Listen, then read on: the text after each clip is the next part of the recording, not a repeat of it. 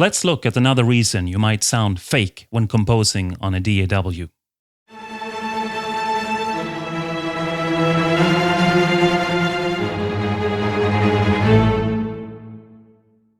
Hello there, this is Sam. So, another reason why you might sound a little bit too midi or something is not really working on your compositions when you work on virtual instruments is because you don't use solo and ensemble patches correctly. I wanted to show you something that you might not have thought of that really makes a difference in terms of sounding more real, if that is what you're after. Let's look. Okay, here I have a little mock-up that I just made to illustrate what I'm talking about. I am using the library East and West, actually on all instruments except the piano. It's a very good library for orchestration, and it has great solo and ensemble patches. And I'm not sponsored yet. Anyway, let's look at the Violins 1 ensemble patch here.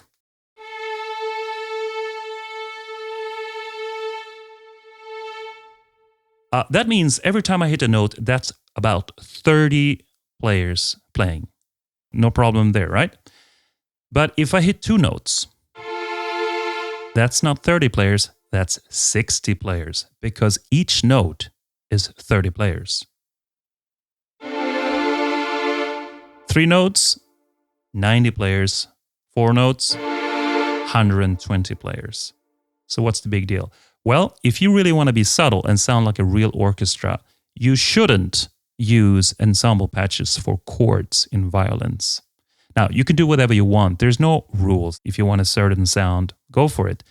This is just a tip. And for example, in piano, a lot of players who work with the DAW, including myself, are piano players. Or you input your data with the piano.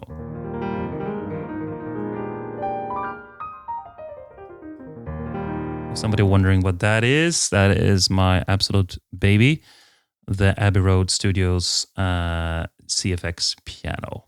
Okay, anyway, no plugs again, just a great piano. Now, when I hit a chord, each note there is just one voice. It's not an ensemble of pianos. My piano doesn't get bigger every time I add a note. Well, it gets bigger in sound, obviously. It's much bigger than, but it's still just one voice. Now, on a violin ensemble patch, it's not true. Each voice, each note is 30. So it expands every time I hit a note. It might not seem like a big deal, but listen here to an example. If I play just first a few notes and then add a chord, look at the difference.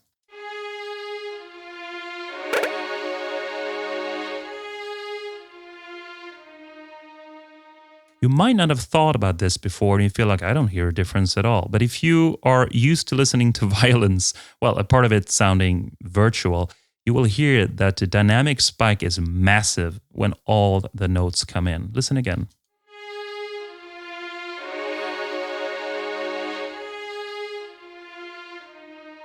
It's like 30 players and then suddenly 120 just teleported into the room and then disappeared again. And it sounds very unnatural. So what you want to do instead is that you want to divide up the parts into solo patches instead.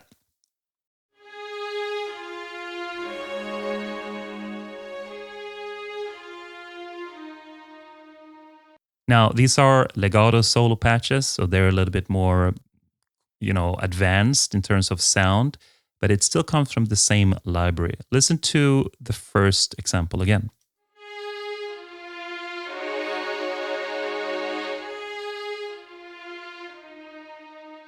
So despite that there is no legato, it just comes in too much and you have no control of those notes. And here again.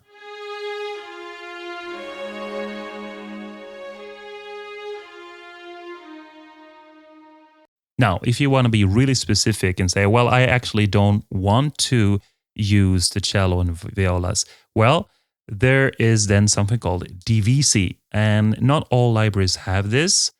But East and West does, and a few other ones, a few other better libraries. That means that the sections are divided into small sections. But let's listen to an example here again. Let's just hear the ensemble patches here of a little song or a little phrase. Let's start here and listen to the violins 1.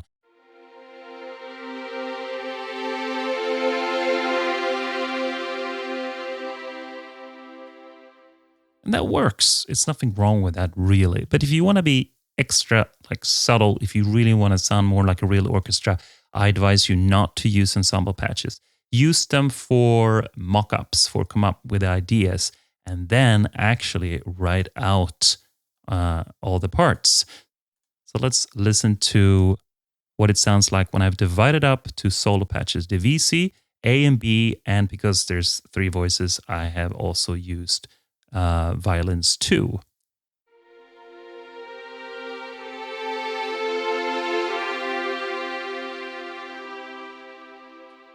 Now, here it almost becomes a matter of taste because some people like this sound more, it's more full.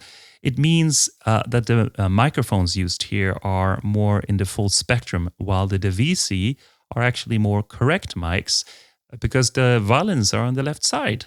So you only hear them on the left side instead of everywhere. So let's see what it sounds like if I have a whole orchestra with it, because now it becomes more important to use this. Okay, let's see. I have to, mute these. We're going to use the ensemble patch with the rest of the orchestra.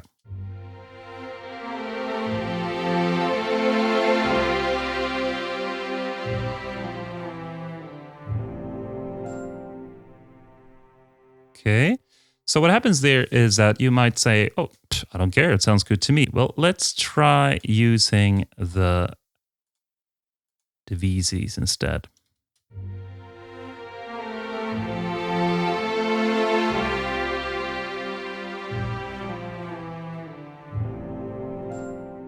See, I've used the exact same dynamics on both instruments, the exact same volume.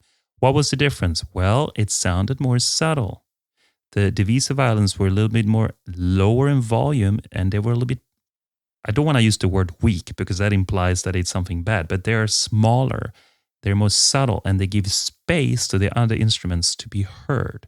Before, the ensemble patches was like retaking all the space of the song. It wasn't real, it was spreading out in the whole orchestra. So instead of using ensemble patches, it might be a smarter way to divide it up either to divisi or into solo patches, because that makes the sound more intimate. Now, if you're going for this enormous, bombastic, hybrid explosion orchestra, then maybe you want to go for the ensemble anyway. But it's harder to mix, it's harder to hear the instruments. So it might be really subtle, these differences, but when you're trying to go for that real sound, it does make quite a big difference. So I hope you understood the difference by using solo or ensemble patches where it's necessary. Okay, that's it for today. If you found this video interesting, please hit that like button. It would help me a lot. Or perhaps subscribe if you want more videos like this. I hope to see you soon. Have a great day. Take care.